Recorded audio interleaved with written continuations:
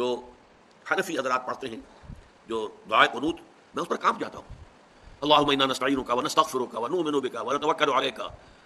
یہ جو کتنے بڑے بڑے دعوے، اللہ ہم تجھے پر توکل کرتے ہیں، تجھے پر ایمان رکھتے ہیں، تجھی سے استعانت کرتے ہیں، اتنے بڑے بڑے دعوے ہیں کہ آدمی کا دل کانپتا ہے.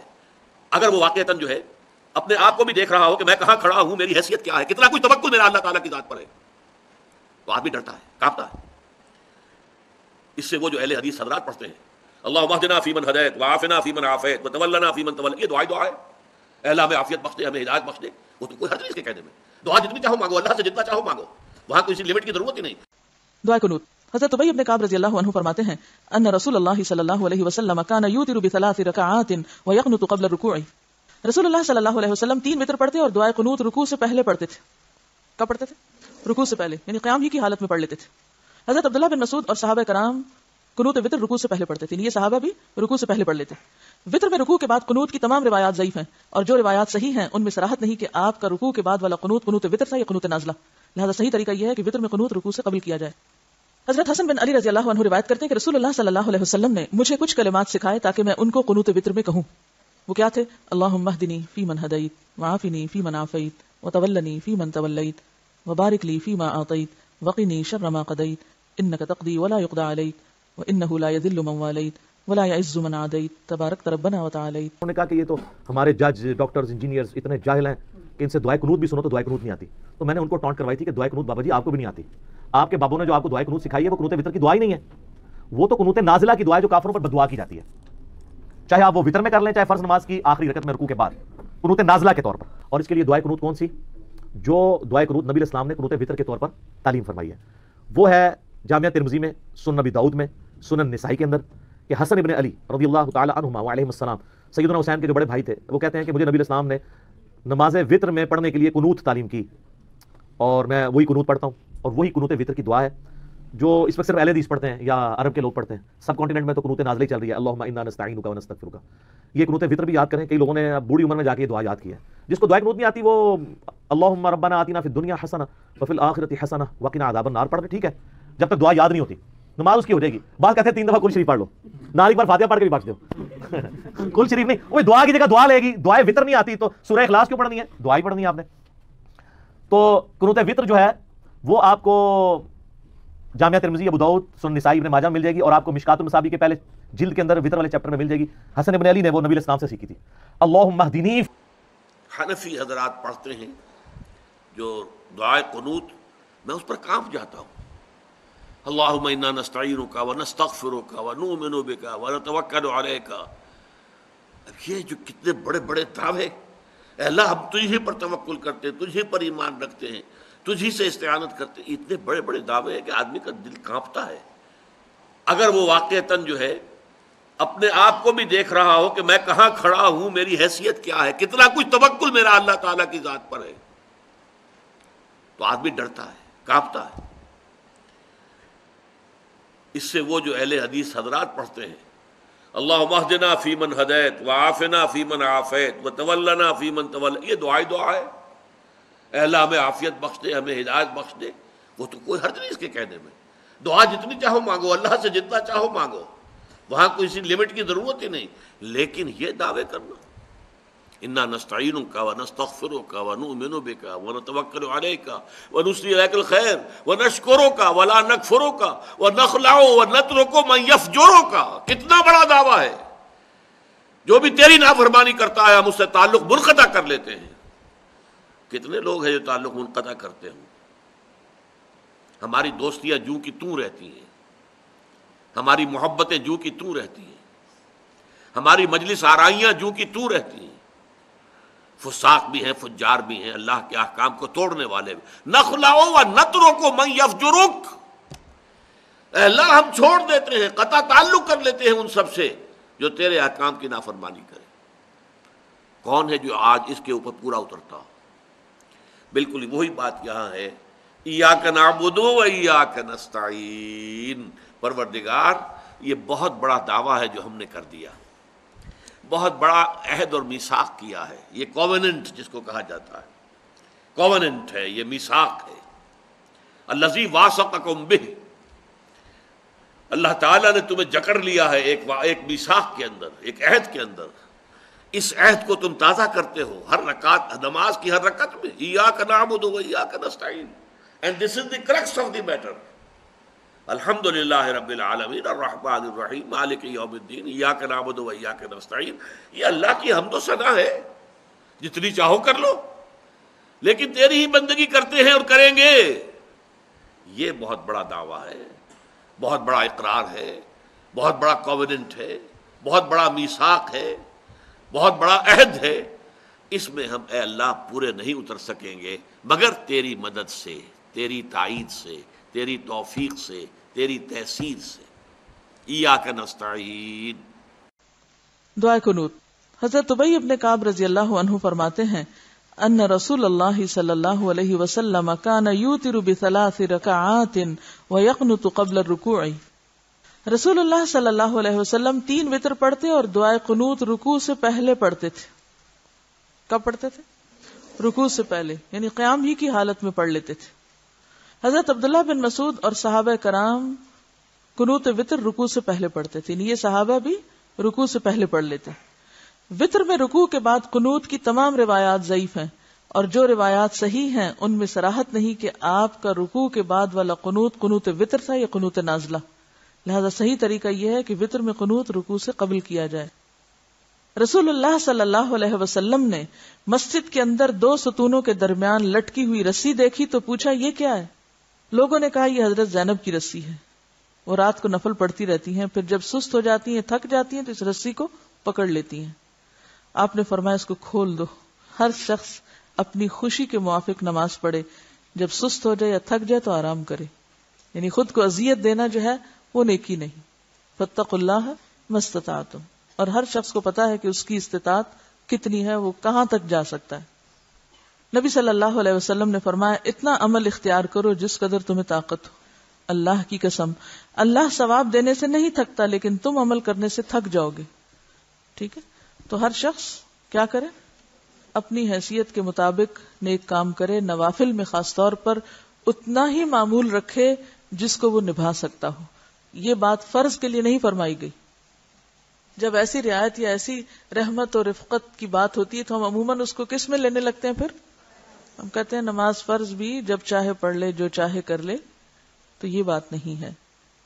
حضرت حسن بن علی رضی اللہ عنہ روایت کرتے ہیں کہ رسول اللہ صلی اللہ علیہ وسلم نے مجھے کچھ کلمات سکھائے تاکہ میں ان کو قنوت وتر میں کہوں. وہ کیا تھے؟ اللہم اہدنی فی من ہدیت وعافنی فی من عافیت وتولنی فی من تولیت وبارک لی فی ما اعطیت وقنی شر ما قضیت انک تقضی ولا یقضى علیک وانہ لا یذل من والیت ولا یعز من عادیت تبارکت ربنا وتعالیت.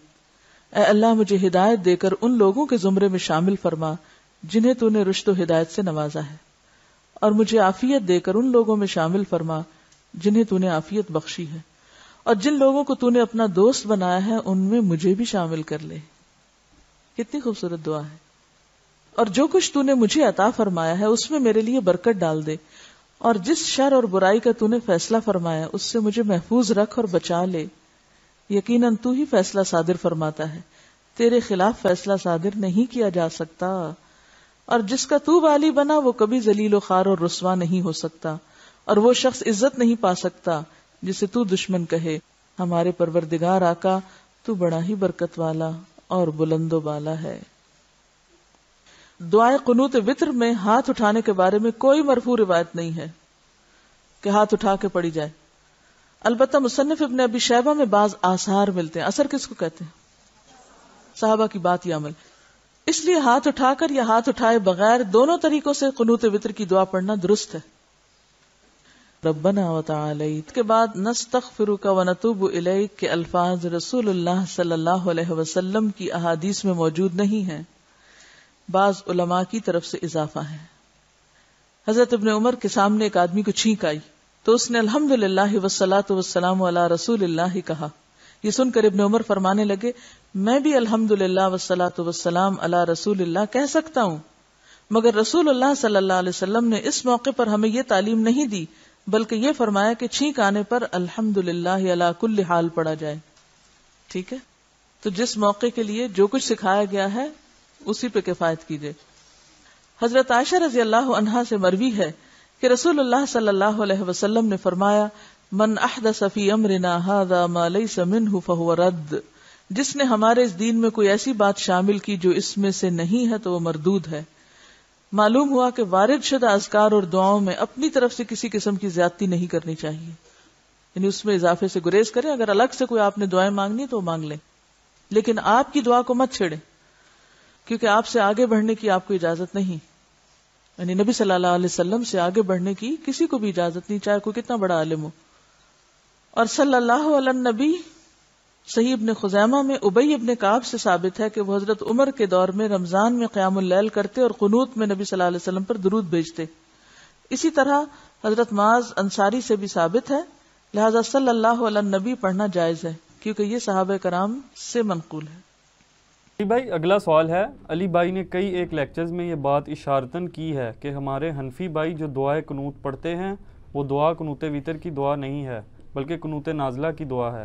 پلیز مہربانی فرما کر قنوت وتر کی مسنون دعا مینشن کر دیں اور اس کا مکمل ریفرنس بھی دے دیں تاکہ ہم جلد از جلد اس دعا کو یاد کر کے اپنی نماز کی اصلاح کر سکیں. شکریہ. اچھا یہ انہوں نے سوال کیا اشارتاً، مجھے سمجھا ہے شرارتاً. یہ اشارتاً انہوں نے کہا ہے. اشارتاً میں نے واقعی ذکر کیا. اس کی وجہ یہ ہے کہ یہاں پہ ایک بابا جی ہیں، وہ جن کا ایک کلپ بڑا وائرل ہوا تھا اور وہ کہتے تھے ہم دین کو حکومتی لیول پہ نافذ کرنا چاہتے ہیں. بالکل ہماری بھی خواہش ہے. پھر انہوں نے کہا کہ یہ تو ہمارے جج، ڈاکٹرز، انجینئرز اتنے جاہل ہیں کہ ان سے دعائے قنوت بھی سنو تو دعائے قنوت نہیں آتی. تو میں نے ان کو ٹانٹ کروائی تھی کہ دعائے قنوت بابا جی آپ کو بھی نہیں آتی. آپ کے بابوں نے جو آپ کو دعائے قنوت سکھائی ہے وہ قنوت وتر کی دعا ہی نہیں ہے، وہ تو قنوت نازلہ کی دعا ہے جو کافروں پر بد دعا کی جاتی ہے. چاہے آپ وہ وتر میں کر لیں چاہے فرض نماز کی آخری رکعت میں رکوع کے بعد، قنوت نازلہ کے طور پر. لیکن جو قنوت وتر ہم عشاء کی کرتے ہیں وہ تو ہم رکوع سے پہلے کرتے ہیں، کیونکہ صحیح بخاری میں حدیث ہے کہ جس نے کہا کہ نبی علیہ السلام نے رکوع کے بعد وتر کی یعنی دعا مانگی تو وہ جھوٹا ہے. نبی علیہ السلام نے صرف 1 مہینے رکوع کے بعد مانگی تھی جو قنوت نازلہ تھی. آپ رکوع سے پہلے ہمیشہ مانگا کرتے تھے. صحیح بخاری میں انٹرنیشنل نمبر ہے اس کا 1002، انس بن مالک سے روایت ہے. تو قنوت وتر کی دعا جو ہے وہ رکوع سے پہلے ہوتی ہے اور دونوں طریقے سے سنت ہے. آپ سورہ فاتحہ کے بعد سورت ملانے کے بعد اللہ اکبر کہہ کے ہاتھ بلند کریں اور دوبارہ سے ہاتھ باندھ لیں اور دعائے قنوت پڑھیں، یا سورت ملانے کے فوراً بعد ساتھ ہی دعائے قنوت پڑھ لیں. اور اس کے لیے دعائے قنوت کون سی؟ جو دعائے قنوت نبی علیہ السلام نے قنوت وتر کے طور پر تعلیم فرمائی ہے وہ ہے جامعہ ترمذی میں، سنن نبی داؤد میں، سنن نسائی کے اندر، کہ حسن ابن علی رضی اللہ تعالی عنہما وعلیہم السلام، سیدنا حسین کے جو بڑے بھائی تھے، وہ کہتے ہیں کہ مجھے نبی علیہ السلام نے نماز وتر میں پڑھنے کے لیے قنوت تعلیم کی اور میں وہی قنوت پڑھتا ہوں. اور وہی قنوت وتر کی دعا ہے جو اس وقت صرف اہل حدیث پڑھتے ہیں یا عرب کے لوگ پڑھتے ہیں. سب کانٹیننٹ میں تو قنوت نازلہ ہی چل رہی ہے، اللہم انا نستعینک ونستغفرک. یہ قنوت وتر بھی یاد کریں. کئی لوگوں نے اب بوڑھی عمر میں جا کے یہ دعا یاد کی ہے. جس کو دعائے قنوت نہیں آتی وہ اللہم ربنا آتینا فی الدنیا حسنہ وفی الآخرۃ حسنہ وقنا عذاب النار پڑھ رہے، ٹھیک ہے، جب تک دعا یاد نہیں ہوتی نماز اس کی ہو جائے گی. بعض کہتے ہیں 3 دفعہ کل شریف پڑھ لو، نال ایک بار فاتحہ پڑھ کے بھی بخش دو. کل شریف نہیں، وہ دعا کی جگہ دعا لے گی. دعائے وتر نہیں آتی تو سورہ اخلاص کیوں پڑھنی ہے؟ دعا ہی پڑھنی ہے آپ نے. تو قنوت وتر جو ہے وہ آپ کو جامعہ ترمذی، ابو داؤد، سنن نسائی، ابن ماجہ میں مل جائے گی اور آپ کو مشکات المصابیح کے پہلے جلد کے اندر وتر والے چیپٹر میں مل جائے گی. حسن ابن علی نے وہ نبی علیہ السلام سے سیکھی تھی. اللہم اہدنی فی من ہدیت، اے اللہ مجھے ہدایت دینے کے بعد اپنے ہدایت یافتہ لوگوں میں شامل کر لے. ہائے ہائے ہائے. وعافنی فی من عافیت، اور مجھے عافیت عطا فرما کے اپنے عافیت والے لوگوں میں شامل کر لے. اور سنن ابن ماجہ میں حدیث ہے کہ کسی شخص نے اللہ سے عافیت سے بڑھ کر کوئی دعا نہیں مانگی. نبی علیہ السلام فرما رہے ہیں کہ دنیا میں سب سے نمبر 1 دعا کیا ہے؟ اللہ سے عافیت مانگنا، کہ اللہ میرے لیے ہر کام میں بہتری فرمانا.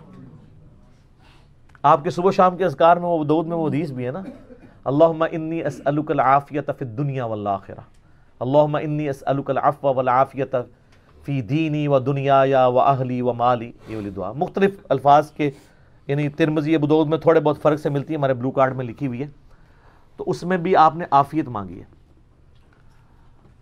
اللہم اہدنی فی من ہدیت وعافنی فی من عافیت وتولنی فی من تولیت، اور مجھے اپنا دوست بنا لے اور اپنے دوستوں میں شامل کر لے. وبارک لی فی ما اعطیت، اور جو تو نے مجھے دیا ہے نا اس میں برکت عطا فرما. وقنی شر ما قضیت، اور مجھے اس شر سے بچا لے جو تو نے مقدر رکھا ہوا ہے، کیونکہ شر بھی تو اللہ ہی نے پیدا کیا نا. من شر ما خلق، میں ہر اس چیز کی برائی سے تیری پناہ میں آتا ہوں جو تو نے ہی پیدا کی ہے. شیطان کو کس نے پیدا کیا؟ اللہ نے. فَإِنَّكَ تَقْضِي وَلَا يُقْضَى عَلَيْكَ، پس بے شک تیری قبضے اختیار میں ہر چیز ہے جو تو فیصلہ کر دے، تیرے فیصلے کے خلاف کوئی فیصلہ نہیں کر سکتا. اِنَّهُ لَا يَذِلُّ مَنْ وَالَيْتَ، بے شک وہ کبھی بھی ذلیل نہیں ہو سکتا جس سے تو دوستی کر لے.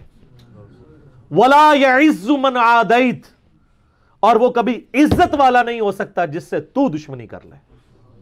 تبارکت ربنا وتعالیت، میرا رب بڑی برکت والا ہے، بڑی اونچی شان والا ہے. یہ الفاظ جو صحیح سند سے ثابت ہے. باقی یہ ہے کہ ایک سنن نسائی میں حدیث ہے، اس کی سند کمزور ہے کہ اس کے بعد نبی علیہ السلام دروشی پڑھتے تھے، لیکن فضل الصلاۃ علی النبی کے اندر جو درود شریف کی پہلے 300 سال میں لکھی گئی کتاب ہے قاضی اسماعیل مالکی رحمہ اللہ تعالیٰ کی، المتوفی 287 ہجری، اس میں آپ کو صحیح سند سے روایتیں ملیں گی کہ صحابہ کرام تابعین درود شریف بھی پڑھا کرتے تھے دعائے قنوت کے بعد. ایون صحیح ابن خزیمہ میں ملے گا کہ ابی ابن کعب جب رمضان میں قنوت وطر کرواتے تھے اور کبھی قنوت نازلہ بھی اس میں ساتھ پڑھتے تھے، تو پیچھے اصحاب آمین آمین بھی کہتے تھے اور وہ اس کا اینڈ درود شریف کے اوپر کرتے تھے. تو یہ جو کہتے ہیں نا ہم درود والے ہیں بارود والے نہیں ہیں، اللہ دے فضل انہوں نے کہتے درود پڑھے ہی نہیں ہے قنوت وطر، کیونکہ بابا جی نے نہیں سکھایا.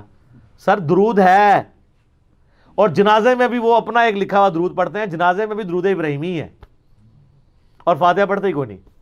جنازہ کرواتے ہیں 30 سیکنڈ کا، دعا مانگتے ہیں 30 منٹ کی.